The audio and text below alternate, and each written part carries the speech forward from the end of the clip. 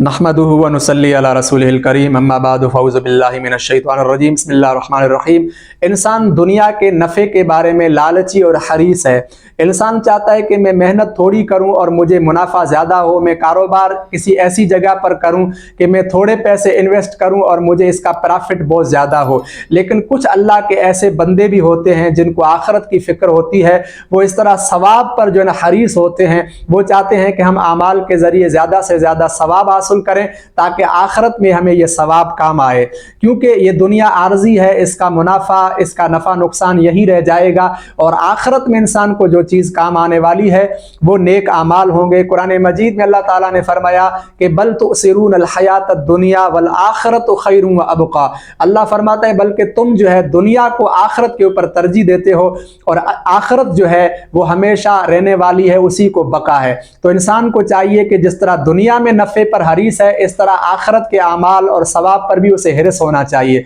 सहाबाए किराम के सामने जब भी किसी ऐसे अमल की बात होती थी कि उस अमल से बहुत ज़्यादा सवाब मिलेगा तो सहाबाए किराम उस अमल को शौक़ से और तरगीब से करते थे। आज हम हदीस मुबारका पेश करते हैं, एक ऐसी हदीस जिसके अंदर 3 ऐसे काम बयान किए गए हैं कि अगर बंदा वो 3 आमाल कर ले तो न सिर्फ दुनिया में जिंदा हो तब तक उसे सवाब मिलता रहेगा, बल्कि उसकी वफात के बाद भी उसके नामा आमाल का जो रजिस्टर है, जो अकाउंट है, वो खुला रहेगा और अल्लाह ताला उसके मरने के बाद भी उसके नामा आमाल में सवाब पहुंचाता रहेगा।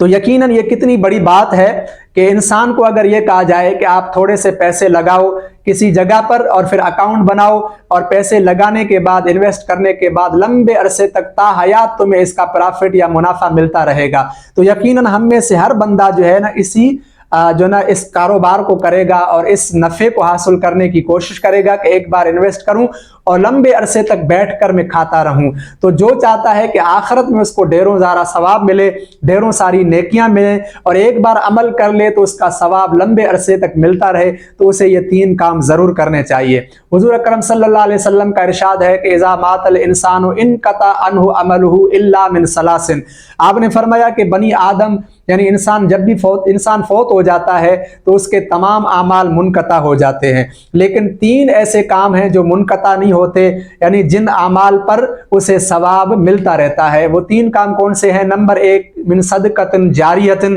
पहला काम कि सदका जारिया जिसने किया हो, ऐसा सदका जो जारी रहता है, ऐसा काम सदके का जो अल्लाह के सवाब के लिए किया, अल्लाह की रज़ा के लिए किया और उसका मुनाफा लोगों को मिलता रहेगा, तो अल्लाह ताला उसका सवाब उस शख्स को कब्र में भी पहुंचाता रहेगा। फर्ज करें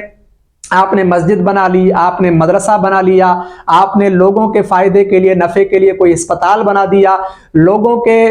लिए जो ना आपने कोई कुआं खुदवाया, कोई बोर लगा दिया, तो जब तक ये चीज़ें रहेंगी लोग इनको इस्तेमाल करते रहेंगे। अगर सवाब की नीयत से अगर आपने ये काम किया होगा तो मरने के बाद भी इसका सवाब अल्लाह ताला कब्र में आपको अता करता रहेगा। तो हमें चाहिए कि ये हम काम ज़रूर करें, अपने नाम पर करें या अपने वालिदैन के नाम पर करें। इंशाअल्लाह इसका सवाब लंबे अरसे तक हयात नहीं बल्कि वफात के बाद भी अल्लाह इसका सवाब हमें अता करता रहेगा। दूसरे नंबर पर हुजूर ने फरमाया कि औ इल्मिन युनतफ़अ बिही, ऐसा इल्म जो नफ़ा बख्श है, यानी खुद उसने इल्म हासिल किया, उससे नफ़ा लिया और दूसरों तक उस नफ़ा को पहुंचाया, यानी ऐसा इल्म और हुनर सीखा जिसमें अल्लाह की रज़ा के लिए उसने उसको आम कर दिया और दूसरे भी उससे नफ़ा हासिल करते रहेंगे, तो अल्लाह ताला उसका सवाब उस शख्स को न सिर्फ जिंदा होगा तब तक अता करेगा बल्कि मरने के बाद भी उसके नामा आमाल में सवाब पहुंचता रहेगा। तीसरे नंबर पे आपने फरमाया कि औ वलदिन सालिहिन यदउ लहू, या नेक औलाद छोड़ के मरा या उसकी औलाद नेक है और वो उसके लिए दुआ करेंगे, तो अल्लाह ताला इस दुआ की बरकत से उसके नामा आमाल में सवाब पहुंचाता रहेगा।